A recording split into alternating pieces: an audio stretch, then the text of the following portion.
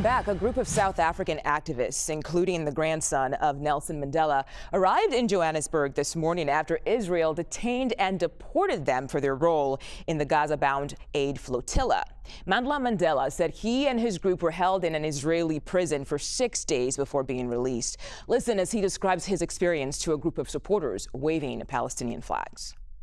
We were handcuffed with cable ties, tied tightly behind our backs, taken off our boats and put on the platform, paraded for all the Israelis and the allies in Europe and the West and the global community to see. But it's nothing compared to what Palestinians have been subjected to on a daily basis.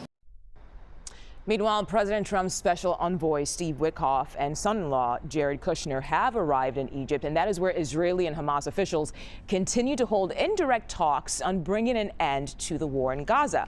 Hamas says more than 67,000 Palestinians have been killed since the war started, many of them children.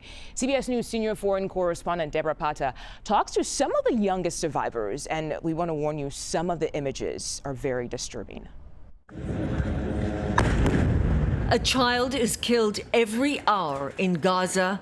That's a classroom a day, according to UNICEF. And that does not include the thousands more who have been maimed and injured, or those who have lost one or both parents. Here at this makeshift orphan camp, you will find the children behind those grim statistics. Like 14-year-old Dina Al-Zarab, who lost both parents. I wish the war were just a dream I'd wake up from and see my parents next to me, she said. But I have to keep it together for the sake of my siblings, because now I must raise them. Many of these children now spend their days doing the work of adults, like 10-year-old Arat Akal, who promised her father she'd be a doctor before he died, but now takes care of her younger sister.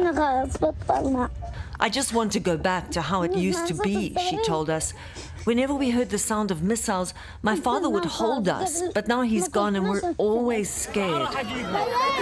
For 2 years, the children of Gaza have known only displacement, loss, and hunger. UNICEF says 1 in 5 is acutely malnourished. I feel such pain in my heart after losing my dad, said 12-year-old Ghazal Bassam.